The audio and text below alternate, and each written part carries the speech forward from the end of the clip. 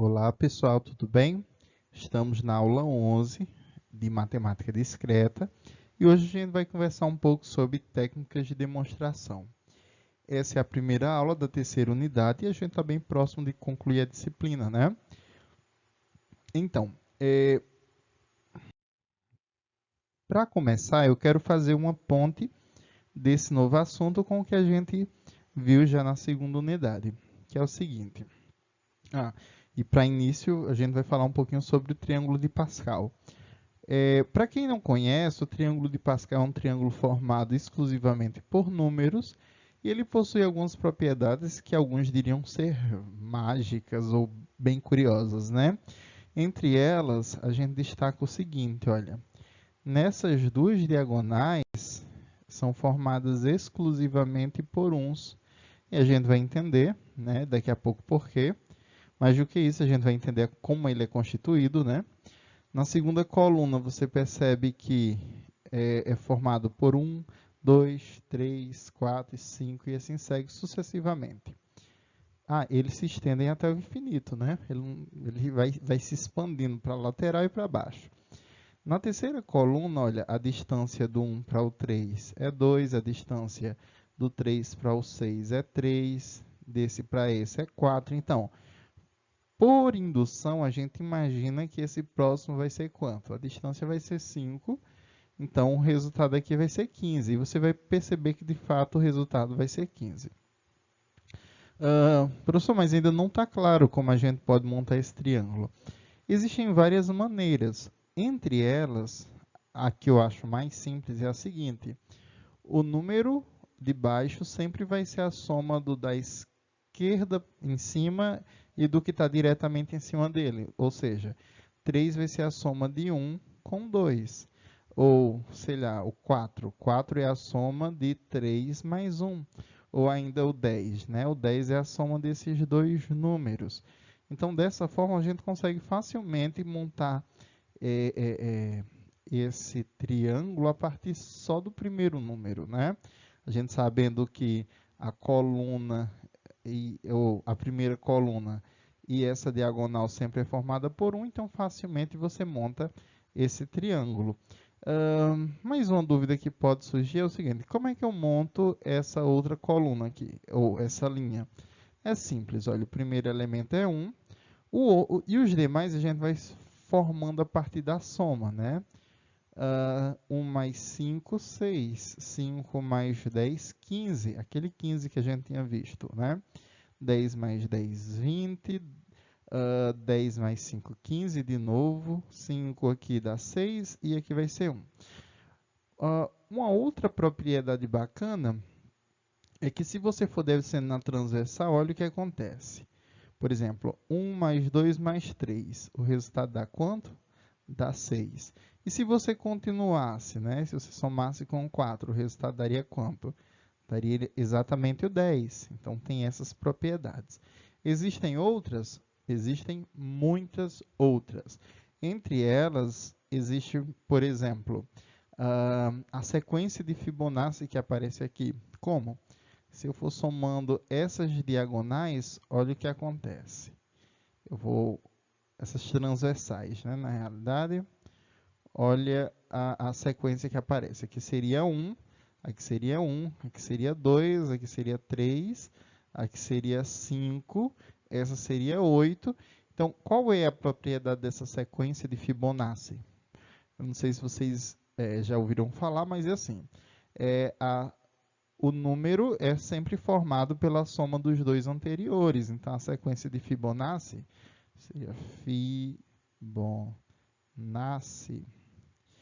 Seria 1, 1, 2, 3, 5, 8. O próximo seria 13, depois 21 e segue infinitamente, tá bom? Então, essa sequência ela também surge aqui nesse triângulo de Pascal. Deixa eu ver uma outra propriedade bacana. Seria a soma dos algarismos pelas linhas. Aqui seria, por exemplo, 2 elevado a 0, aqui 2 elevado a 1, a soma dos algarismos, né? 2 elevado a 2, 2 elevado a 3 e segue indefinidamente, sempre nesse padrão.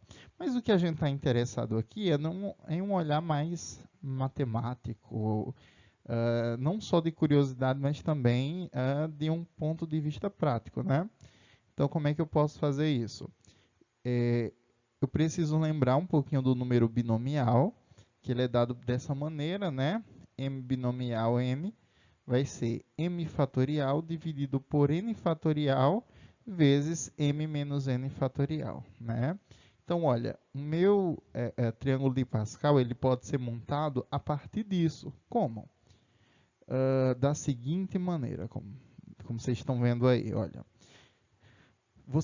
Para facilitar, vamos fazer o seguinte, olha, a gente considera essa coluna como a coluna 0, essa coluna como a coluna 1, essa coluna como a coluna 2 e assim sucessivamente, né?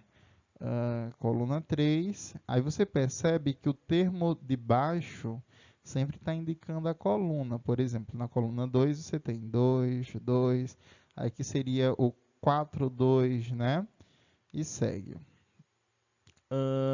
Já as linhas, olha, a linha 0, a linha 1, a linha 2, a linha 3 e assim segue, ok? Então, esse elemento ele está na coluna 3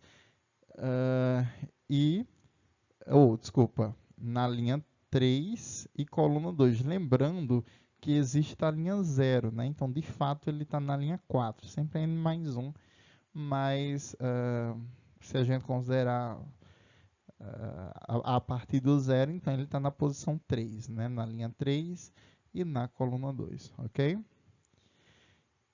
Certo, mas o que isso tem a ver? Olha, você consegue montar esse triângulo de Pascal a partir dessas operações. E é muito simples.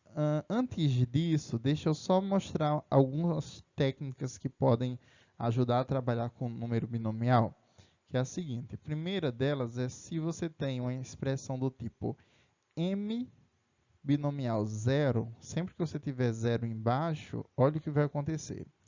Você vai ter m fatorial dividido por 0 fatorial, n menos 0 fatorial, que é m, desculpa, m fatorial. Então, olha o que vai acontecer. Você tem m fatorial, você sabe que 0 fatorial é 1, né? M menos 0 vai ser o próprio m. Então, m fatorial dividido por m fatorial, que é igual a 1. Então, a primeira conclusão que a gente encontra aqui é que m binomial 0 é igual a 1. Então, todo número que a parte de baixo for 0, o resultado vai ser 1. E eu acabei esquecendo de dizer uma coisa. A parte de baixo sempre é menor do que a parte de cima. Então, nessa expressão, você teria m maior ou igual a n. A parte de cima sempre é maior ou igual a de baixo, tá bom? Ok. A segunda coisa que a gente precisa saber para facilitar um pouco a conta é o seguinte. Se eu tiver m binomial m, né, o que vai ter aqui vai ser m fatorial sobre m fatorial, que é esse termo aqui de baixo, vezes m menos m fatorial. M menos m fatorial é 0, né? A gente sabe que, por definição, 0 fatorial é 1. Então, corta esse com esse, o resultado vai dar 1. Então, a segunda coisa que você tem que guardar é um binomial de um número por ele mesmo, ou seja, m binomial m, o resultado também vai ser 1. E só para finalizar, quando você tem assim, olha, m binomial 1, olha o que vai acontecer. Isso é a mesma coisa de m binomial dividido por m fatorial dividido por 1 fatorial, m menos 1 fatorial, ok? Então, o resultado vai ser quem? Eu posso reorganizar isso e fazer assim, m vezes m menos 1 fatorial dividido por m menos 1 fatorial. Então, o resultado vai ser o próprio m. Ok. Então, isso deu algumas justificativas bem interessantes. A primeira delas é porque na primeira coluna, ou melhor, na coluna associada ao número 0, né, coluna 0, todos os elementos são 1s. Porque, olha, todos os termos de baixo são zero, tá vendo? Então, ele cai nessa situação. Aqui seria 0, 0, ou aqui vai ser 1, 1, 1, enfim. A segunda justificativa é porque essa transversal aqui, essa lateral do triângulo, é também formada por uns. Por quê? Porque você vai ter a situação M, binomial M, tá bom? E a outra propriedade interessante é que nessa coluna aqui vai seguir, né? 1, 2, 3, 4, 5 e segue indefinidamente. Por quê? Porque você vai ter o elemento de baixo igual a 1. Aí a dúvida surge, deixa eu só marcar aqui o que a gente já sabe. A gente já sabe essa, a gente já sabe essa daqui, a gente já sabe essa, e o que fica faltando é muito pequeno, né? O que falta é só, deixa eu só marcar aqui, olha, esse número, esse número, esse número. Lógico, são infinitos números se a gente for pensar nele todo, mas eu estou pegando para esse exemplo específico, né? Então, por exemplo, aqui, olha, esse elemento que é a mesma coisa desse daqui. Pronto, ok. Você está vendo que essa daqui não é na mesma proporção dessa, né? Essa segunda aqui que eu acabei de marcar, ela só retrata alguns elementos dessa primeira. Então, pegando esse 3 binomial 2, olha o que acontece. Você vai ter 3 binomial 2 é igual a 3 fatorial sobre 2 fatorial, 3 menos 2 fatorial. Então, isso aqui é igual a quem? 3 vezes 2 fatorial dividido por 2 fatorial, vezes 1, né? Corta, corta, o resultado dá 3, como era de se esperar. Então, a gente consegue fazer isso com todo o número. Ok.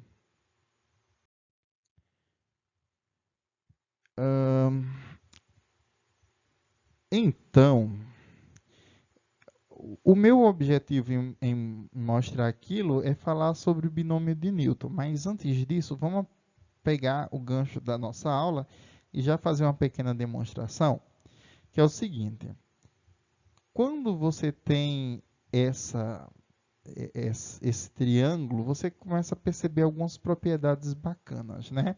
Entre elas, entre essas propriedades, eu destaco aquela que a gente já comentou, que a soma desses dois é exatamente igual ao de baixo, ou a soma desses outros dois é exatamente do de baixo de novo, né? Então, pegando esse gancho, olha o que a gente pode fazer. Eu sei, olha, que quando eu tenho um certo K, e embaixo eu tenho, olha, aqui é um certo K, e aqui é um certo N. Aqui está zero, mas pode ser de qualquer canto, né? Vamos pegar no outro canto que não dê zero. Aqui, eu vou pegar essa região aqui. Deixa eu ilustrar para vocês. 2 binomial 1 mais 2 binomial 2 é igual a 3 binomial 2.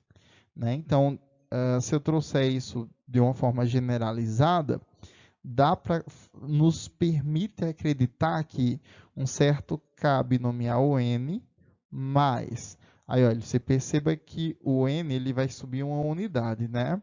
Então, vai ficar assim, K binomial N mais 1 resulta, aqui, ó, esse que subiu uma unidade, K mais 1 binomial N mais 1, tá bom?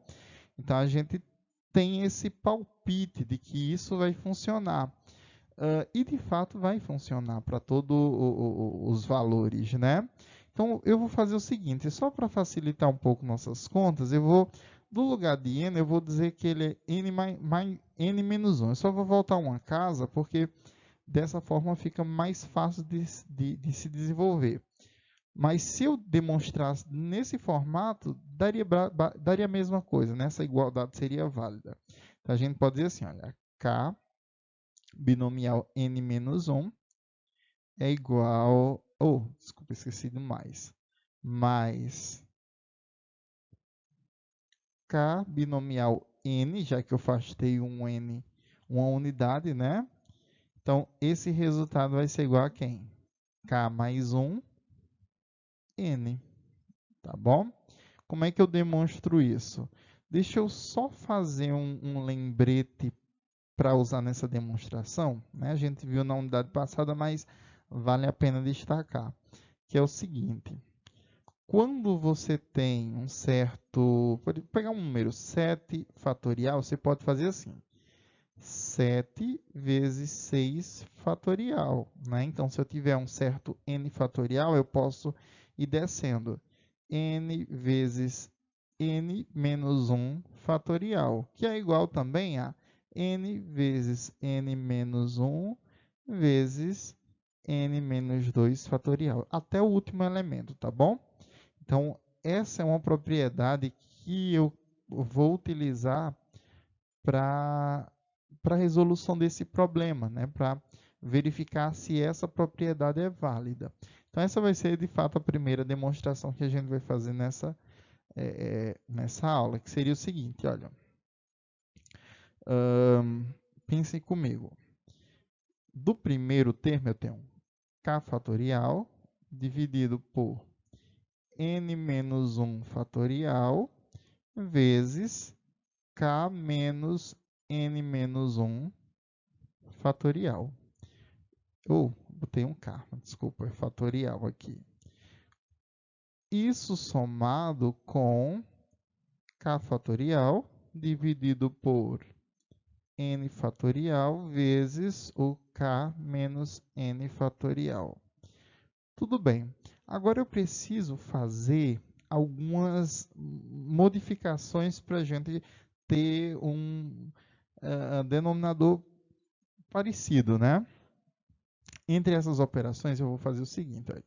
O numerador eu não mexo, mas o denominador, olha o que vai acontecer. Aqui eu tenho um n menos 1, aqui eu só tenho um n. Ok, mas para o n menos 1 eu tenho que alterar esse segundo. Eu vou deixar para daqui a pouco. Nesse caso aqui, olha o que aconteceu. Eu tenho um k menos n menos 1. Vai ter um jogo de sinal aqui que vai fazer ele ficar assim, olha. K menos n mais 1, tá vendo? Então, é ele que eu vou mexer. Eu não mexo com n menos 1, fatorial, mas eu mexo com k menos n mais 1 vezes k menos n fatorial. Agora ficou legal, né? E eu vou somar com essa segunda peça, que é quem? É k fatorial dividido por... Esse n eu vou expandir ele um pouquinho para ficar com um denominador parecido. N vezes n menos 1 fatorial, k menos n fatorial, ok?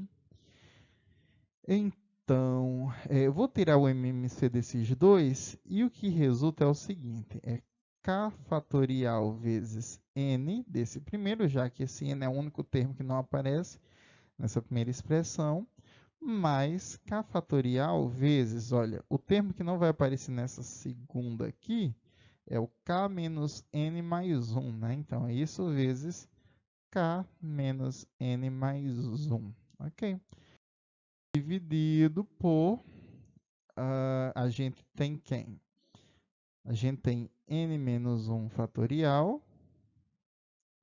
A gente tem n também aqui, né? Então, eu vou botar o n. A gente tem k menos 1 mais 1, olha, k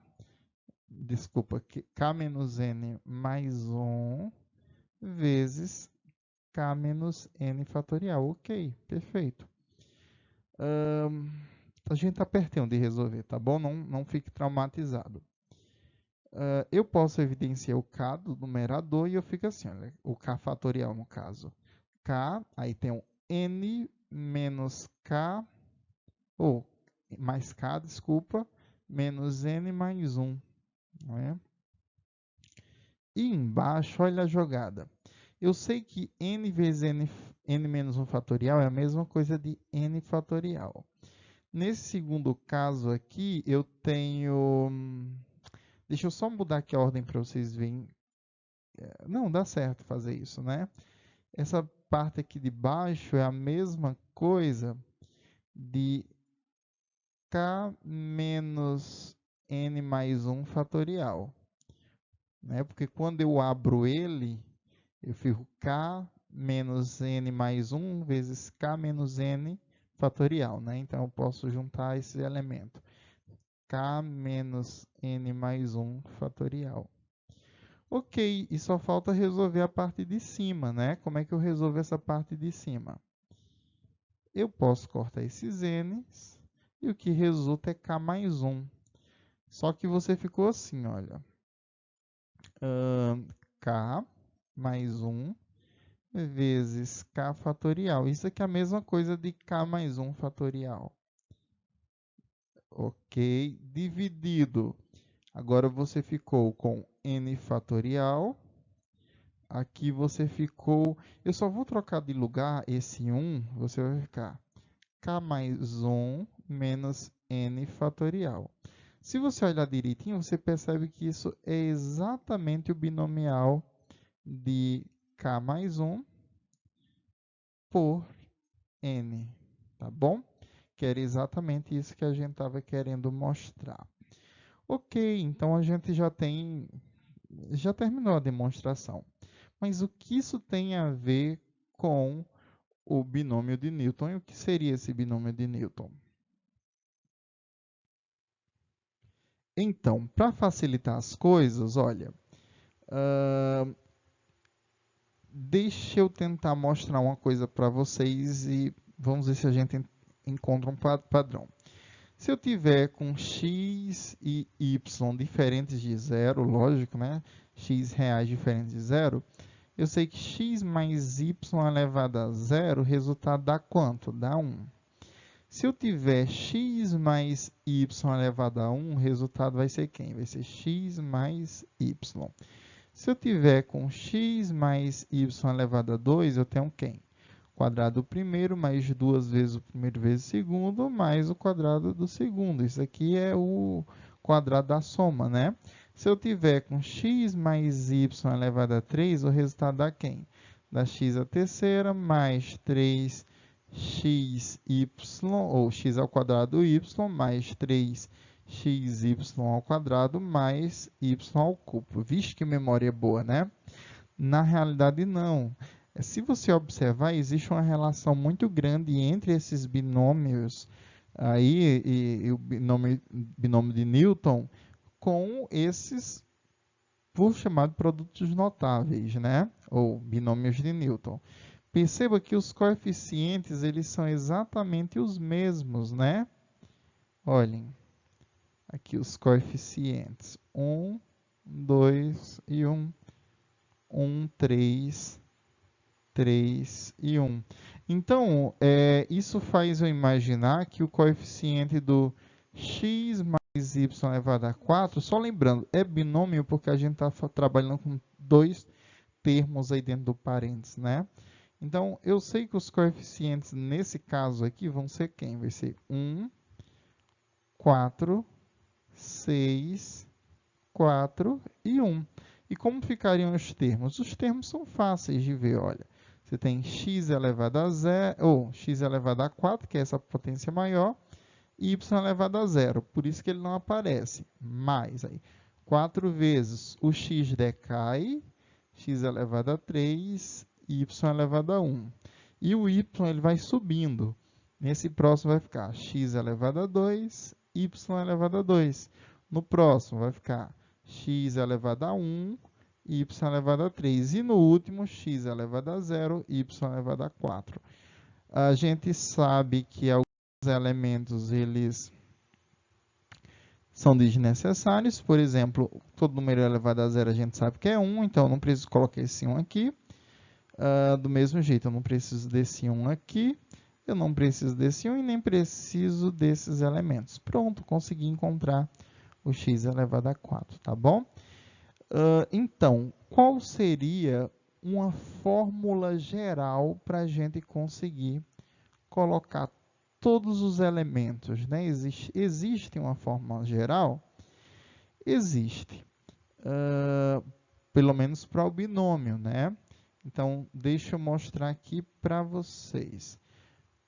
Para um polinômio de grau n, você pode usar exatamente o número binomial, né? Olha, x mais y elevado a n vai ser n0, que sempre vai dar 1, x elevado a n, y elevado a 0. Aí vem decaindo, né? Mais n1, x elevado a n menos 1, y elevado a 1. Perceba que o x sempre vai ser o de cima menos o de baixo, e o y sempre vai ser o de baixo, né? Olha. Enfim, dessa forma você consegue generalizar para qualquer termo, né? Por exemplo, se você quisesse assim, x mais y elevado a 100, lógico que a gente não vai fazer, mas seria igual a quem? Seria 100 binomial 0, x elevado a 100, y elevado a 0, mais 100 binomial 1, x elevado a 99, y elevado a 1. Aí você vai seguindo fazendo isso até o 100, 100, que ficaria x elevado a 0, y elevado a 100, tá vendo? Então, você consegue generalizar e o seu único trabalho vai ser fazer essas continhas aqui. Esse é um método bem prático para resolver esses problemas. Ok. Então, depois de ter conversado com vocês sobre isso por quase meia hora, vamos entrar de fato no assunto, né? Na matemática, existem alguns termos muito importantes. Então, na aula de hoje, a aula de hoje vai servir para demonstrar algumas coisas, mostrar algum tipo de demonstração, mas mais do que isso é conhecer os termos importantes. Entre esses termos, a gente destaca a proposição, aquela mesma que a gente estudou lá na lógica, com as mesmas definições, né? Entre elas, os critérios, né? Os princípios válidos, né? O princípio da identidade, da não contradição e do terceiro excluído, que a gente tanto estudou. Então, nas demonstrações matemáticas, nas propriedades matemáticas, sempre vão ter proposições, tá bom? Elas podem ser verdadeiras ou falsas. Ok. Além disso, a gente precisa também ter argumentos, né? A gente não sai jogando qualquer letra, qualquer variável, sem uma sequência lógica, sem uma sequência de argumentos, né? O nosso objetivo vai ser justificar, né? Então, os argumentos que a gente tem sempre vai ser n mais 1, né? Se eu tiver uma primeira hipótese, né? Esse H ele vai representar uma hipótese, né? É um pressuposto que eu uso, né? Eu tenho uma hipótese, eu tenho uma segunda hipótese e eu tenho a minha tese, né? A tese seria a conclusão que eu quero, tá bom? Então, sempre as minhas operações ou condições matemáticas vai ter uma parte de hipótese, que são os pressupostos que eu estou usando, e vai ter a minha tese, que é o que eu geralmente quero demonstrar, ok? Enfim, aí vai entrar a questão do argumento, da argumentação. E aqui a gente vai utilizar argumentação lógico-matemática, tá bom?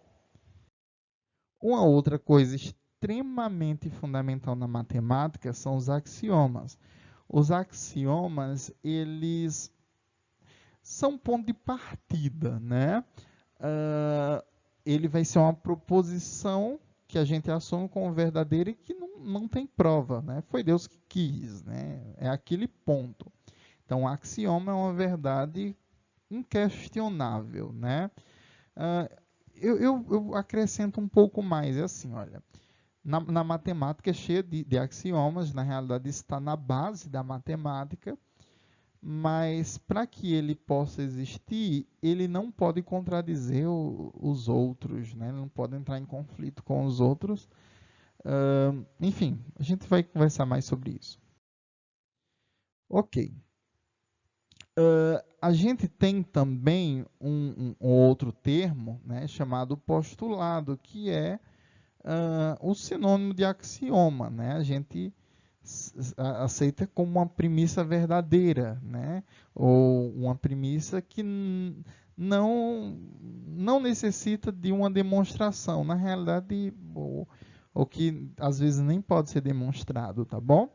E essa prova vai ser um argumento lógico, dedutivo ou indutivo, a partir das sentenças matemáticas que a gente tem, né? Então, a partir disso, a gente quer mostrar, é a forma de mostrar logicamente que aquela afirmação é verdadeira.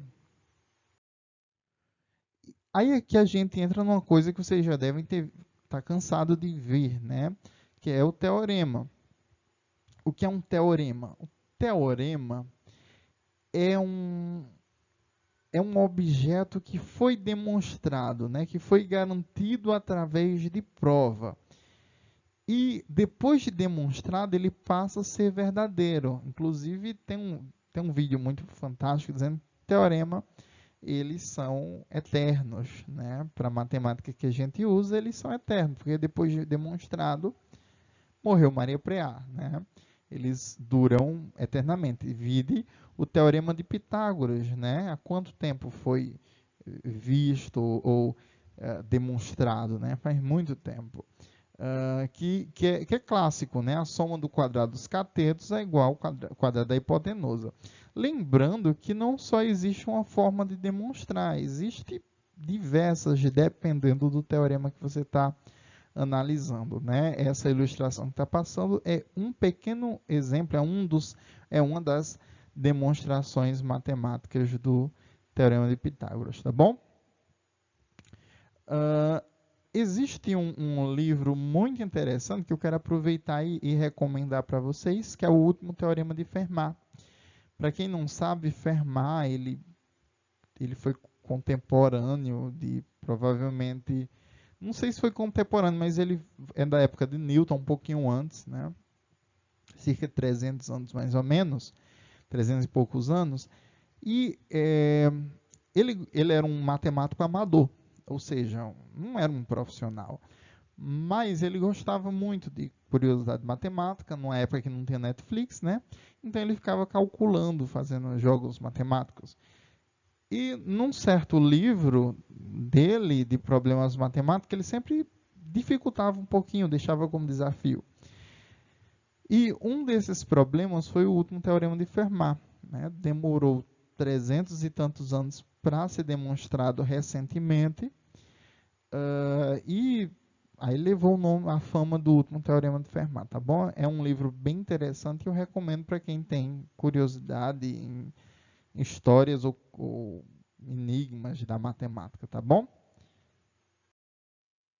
Ok, outra coisa importante seria o lema, né? O lema que seria um lema são também teoremas, né? Mas são teoremas suportes que eles vão ajudar a demonstrar o teorema que vem a seguir. E o clássico corolário. O que seria um corolário? Seria uma consequência direta do teorema. Então, também é um teorema. A diferença é que ele vem depois de um teorema. Deixa eu tentar ilustrar isso para vocês da seguinte maneira. A gente sabe que a soma dos ângulos internos de um triângulo é 180 graus, né? Então, se por exemplo, eu tenho de qualquer triângulo, isso na geometria euclidiana. Se eu tiver aqui alfa, aqui eu tiver beta e aqui eu tiver gama, para todo triângulo do universo, na geometria euclidiana, alfa mais beta mais gama é igual a 180. Ok? Então, isso é um teorema. Isso pode ser demonstrado, tá bom? E essa demonstração vem através de passos lógicos. E eu quero destacar que exemplos não são demonstração, né? Não é uma demonstração. Você atribuir valores aqui não é suficiente para demonstrar isso, né? Você tem toda uma sequência lógica. Uma consequência direta desse teorema é o seguinte: que quando a gente tem um triângulo equilátero, ou seja, todos os lados são iguais, os ângulos internos são iguais, automaticamente você vai ter aqui que é 60, aqui é 60 e aqui vai ser 60 também. Por quê? Porque a soma de todos esses ângulos vai ser, ou será 180, tá bom? Ok. E outro termo conhecido na matemática seria a conjectura. O que é uma conjectura? É uma ideia de que aquilo pode dar certo, mas você não tem como demonstrar matematicamente. Porque, por exemplo, quando a gente começou a aula, a gente demonstrou aquela propriedade dos números binomiais, né? Mas antes de demonstrar, a gente viu, a disse, opa, aqui tem uma chance dessa propriedade ser válida para sempre, ou sempre se repetir, né? Então, a gente começou criando uma conjectura. E depois a gente veio a demonstrar. Então, o que seria uma conjectura? Uma conjectura é uma proposição matemática que ainda não foi demonstrada, nem refutada, né? Pode funcionar e pode não funcionar. E um exemplo clássico de uma conjectura que ainda não tem solução, pelo menos enquanto eu estou gravando esse vídeo, é a conjectura de Goldbach, né? Que diz o seguinte, que todo número maior que 2 pode ser representado pela soma de dois números primos, tá bom?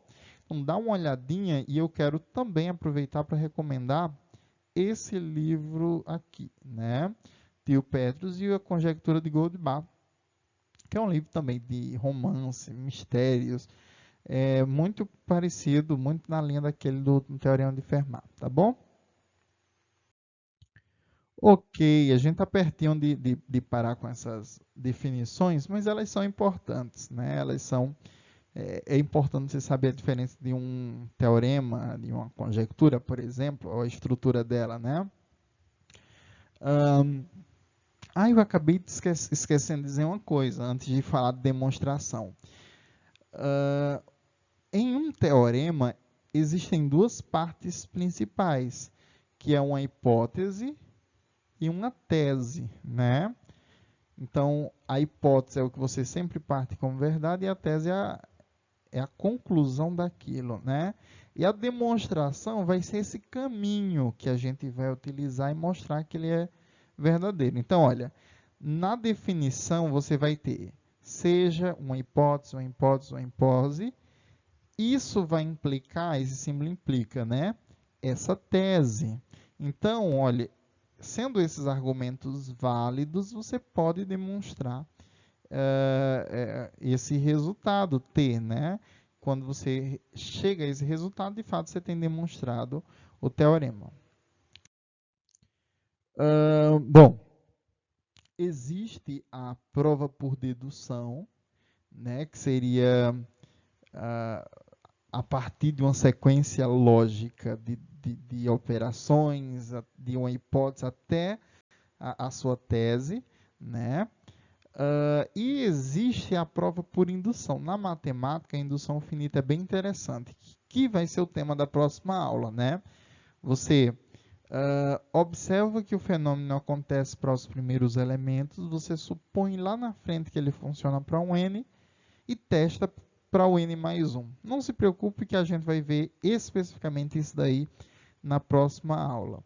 Né? Mas é uma técnica muito interessante. É restrita a um grupo de operações, mas para matemática discreta ela é bem útil. Então, olha, depois de ter enrolado vocês por 40 minutos, o seguinte, a matemática ela é mais ou menos constituída nesse caminho aí, olha. Embaixo, ó, isso aqui é uma representação dessa parte aqui de baixo. Deixa eu até mudar a cor dessa parte de baixo, né? Você tem os tijolinhos de baixo que fundamentam tudo, são os axiomas, né? Por isso que a nossa matemática ela é axiomática, mais do que isso, é dedutiva, né? Então, vamos lá. A partir disso, a partir dos axiomas, você consegue construir teoremas e com esses teoremas você constrói toda uma teoria. Lembrando que, dependendo do axioma que você usa, ou do teorema, vão haver interseções entre teorias, isso é muito comum na matemática, só que elas podem seguir ramos bem diferentes. Um exemplo disso é a geometria euclidiana e a não euclidiana, né? A diferença delas está em um axioma, né? Você mudou o axioma, um dos axiomas da realidade, um dos elementos de base, e as conclusões elas foram se alterando, né? Gerando duas teorias ou dois campos de estudos bem distintos. A gente está terminando, né? Mas vamos aqui. Definição. Uma definição é um enunciado que descreve o significado dos termos. Por exemplo, a definição de uma linha segundo Euclides. Linha é o que tem compromisso, linha é o que tem comprimento e não tem largura, né? Uma definição, em geral, as definições devem ser bem precisas, sem deixar nenhuma ambiguidade ou dúvida. Aqui é o Euclides, e por que eu coloquei essa imagem? Porque na matemática, na história da matemática, ele foi um cara extremamente importante. Ele foi um dos primeiros a compilar o conhecimento matemático da época e fez um livro, construiu um livro que foi importante para os maiores matemáticos da história e hoje para a gente também, principalmente na área de geometria plana e na área de teoria dos números, que seria qual? Os elementos de Euclides. Nesse livro, ele destaca alguns axiomas, né? Aqui são exemplos de axiomas, são verdades que não tem como ser demonstradas, não faz sentido de ser demonstrada. Que é o primeiro é o seguinte: pode-se traçar uma única reta ligando quaisquer dois pontos, né? Eu tenho um ponto aqui, eu tenho um ponto aqui. Esse axioma diz que só vai existir uma reta que ligue esses dois pontos, tá bom? Sendo esses dois pontos distintos.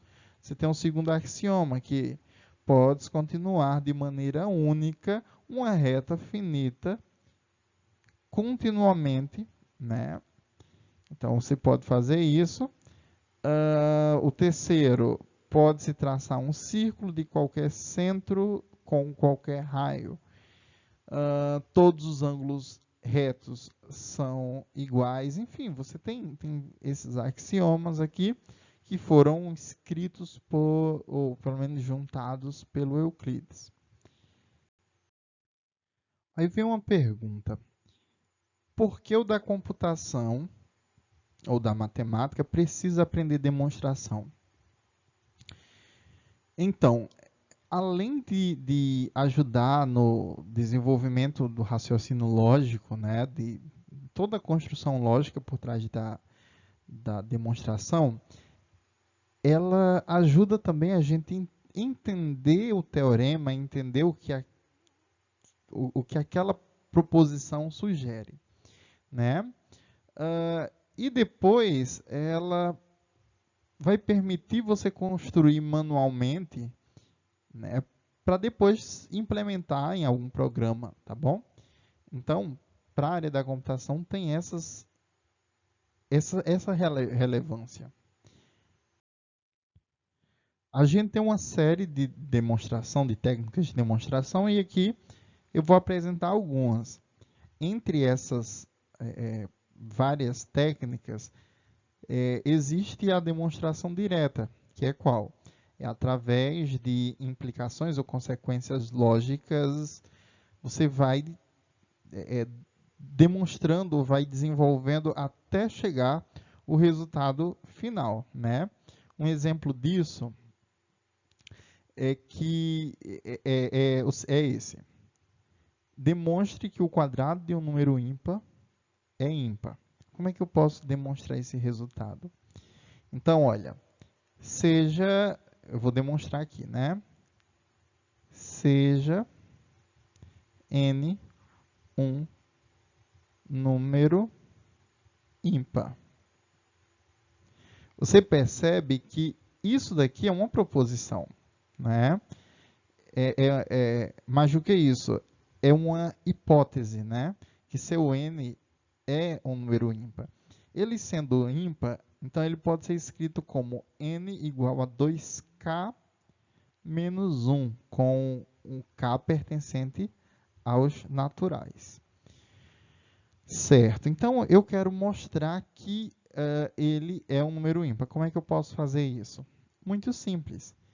Ou, eu quero mostrar que o quadrado dele é ímpar também, né? Então, muito simples. Eu pego aqui, elevo o quadrado desse lado e automaticamente eu elevo o quadrado desse outro também, né? Então, eu vou ter quem? Quadrado primeiro, 4,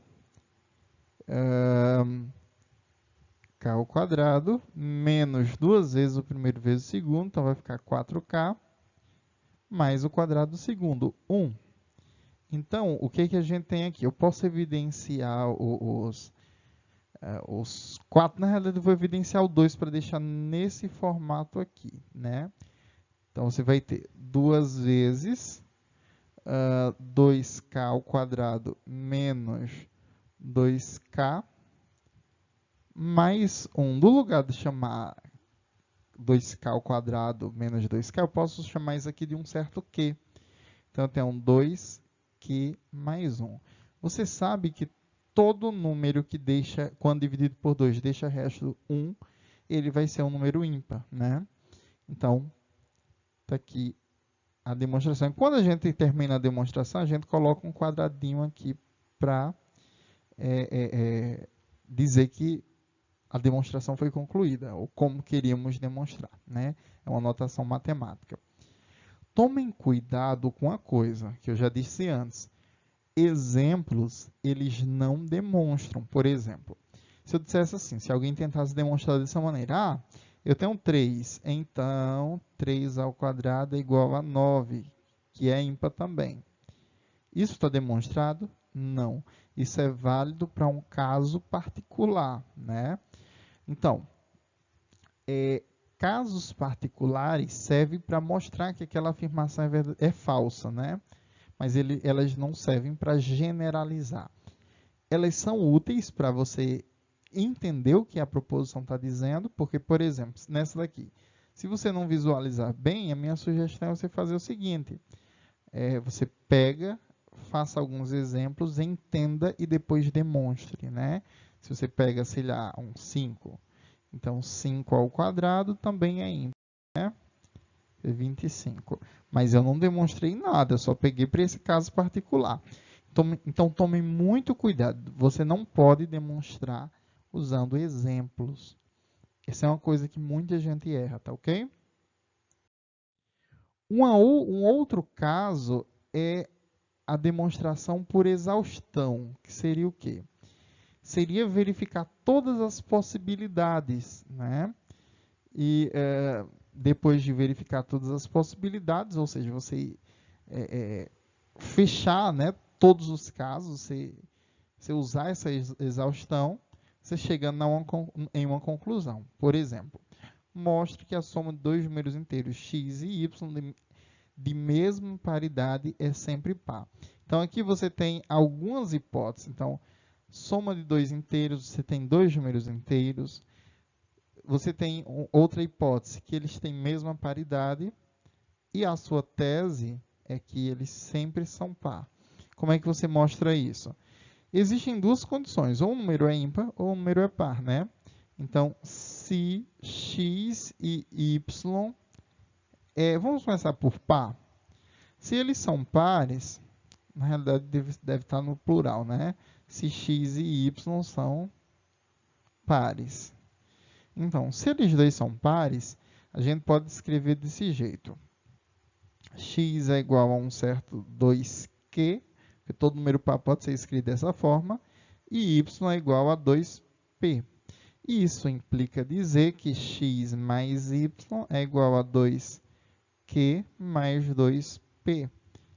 Que eu evidenciando o 2, você tem duas vezes p mais q, tá bom? Só troquei a ordem aí, mas é válida, né? Então, olha, todo número, quando dividido por 2, deixa resto zero, é par, né? Todo número inteiro.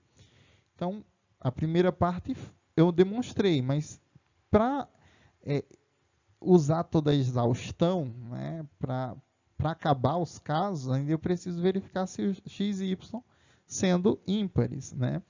Lembre-se que a hipótese é que eles têm mesma paridade. Então, não posso pegar um número par e um número ímpar ao mesmo tempo. Então, assim, olha, se x e y são ímpares, então, nesse caso, eu vou fazer o seguinte. O x é igual a um certo 2q.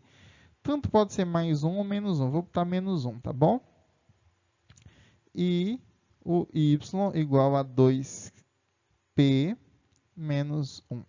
Quando a gente soma esses dois números, olha o que vai acontecer. 2q menos 1 mais 2p menos 1, eu estou somando x e y. Esse aqui é o x, esse aqui é o y. Então, olha, eu tenho 2q mais 2p mais 2. Eu posso evidenciar, na realidade é menos 2, né? Eu posso evidenciar aqui o 2. E olha o que a gente tem. A gente tem 2 vezes q mais p menos 1. Então, novamente, o resto dessa divisão por 2, desse número dividido por 2, deixa o resto zero. Então, ele também é par. Esgotadas todas as possibilidades, a gente conclui que a soma de dois números inteiros com mesma paridade sempre é par. Ok. Um terceiro caso bem interessante é a demonstração por contrapositiva. O que seria isso? Lá, quando a gente estava estudando lógica, a gente sabia o seguinte, que se P, então, Q é equivalente, logicamente, à negação do segundo, se então a negação do primeiro, né? Então, essa técnica, ela é útil, porque em alguns momentos as coisas não vão estar tão simples, né? Ou pelo menos o caminho de ida não é tão simples. Você pode usar essa alternativa da contrapositiva. E aqui eu tenho um exemplo para ilustrar. Imagina o seguinte, se 3n mais 2 é ímpar, no qual o n é um número inteiro, então n é ímpar também. Como é que eu demonstraria isso de forma direta? Tem algum jeito? Se tiver, você pode comentar. Mas vamos usar a contrapositiva aqui. Olha, aqui é a minha primeira parte, P, e essa aqui é a minha segunda parte, Q. Então, eu tenho não Q, então não P. Essa aqui é a contrapositiva. Vamos escrever ela. Em N não é ímpar. Se N não é ímpar, então eu tenho que N é par, porque ele é um número inteiro, né? N ser par, então, vou botar aqui um se, né? Se N é par, então 3N mais 2, aí eu vou negar o segundo. Não é ímpar, se ele não é ímpar, então é par também, é par. Olha como é que a gente demonstra. Então, eu tenho assim, se n é par, então n pode ser escrito como 2q. Então, vamos lá. 3 vezes 2q mais 2, eu posso evidenciar o 2, eu tenho 2 vezes 3q mais 1. Ora, quando dividido por 2, deixa o resto zero, né? Então, qual é a conclusão que a gente tem? Logo, né? Logo, 3n mais 2 é par. E por contrapositiva,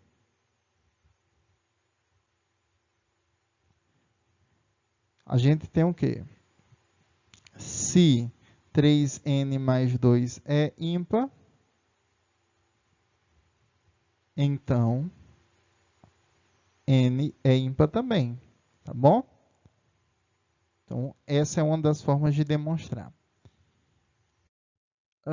A gente tem um caso também que é muito comum, que é a demonstração por contradição, também chamada de redução ao absurdo, que é o seguinte. Você sabe que você tem uma hipótese e tem uma tese, né? Essa redução ao absurdo, por contradição, é você pega a sua tese, você inverte ela e vê o que acontece com sua hipótese, né? Um caso clássico é esse que eu vou mostrar agora. Prove que raiz de 2 não é um número racional. Como é que eu faço isso? Eu vou fazer bem rapidinho, certo? Vamos lá, vamos com calma, né? Prove que a raiz de 2 não é um número racional. Então, eu vou pegar a minha tese e vou inverter ela. Eu vou supor que ele venha a ser, né? Então, suponha, por absurdo, que raiz de 2 é racional. Como consequência direta disso, a gente tem que, se ele fosse racional, então ele poderia ser escrito como razão de dois números inteiros, m sobre n, né? Isso sendo verdade, se eu elevar os dois membros ao quadrado, eu tenho 2 é igual a m ao quadrado sobre n ao quadrado. A gente viu que o quadrado de um número par é o quadrado, né? O quadrado de um número par também é par, né? Então, isso implica dizer que 2n ao quadrado é igual a m ao quadrado. Então, se m ao quadrado é par, m é par também. Ok. Agora, m sendo par, m pode ser escrito como 2 vezes um certo k. Isso implica dizer que você tem 2n ao quadrado igual a 2k ao quadrado. Isso implica dizer novamente que 2n ao quadrado é igual a 4k ao quadrado. Eu passo esses dois dividindo, então eu tenho n ao quadrado igual a 2k ao quadrado. Se n ao quadrado é par, então n é par também. A gente chega num problema. Porque uma razão de dois números inteiros irredutíveis, né? Ele tem que ficar na forma irredutível. Ou vai ser ímpar sobre ímpar, ou vai ser par sobre ímpar, ou vai ser ímpar sobre par, mas nunca par sobre par. Por quê? Porque se você tivesse um par sobre um par, você sempre poderia evidenciar o 2, cortar e teria um outro formato, né? Então, isso é um absurdo, não tem como isso acontecer. Logo, raiz de 2 é irracional. Se um número não é racional, então automaticamente ele é irracional. Automaticamente não, porque tem os complexos, mas no corpo dos reais, né? Então, ele vai ser irracional, tá bom? Então, pessoal, obrigado pela atenção. Eu espero que vocês fiquem bem e até a próxima aula. Valeu!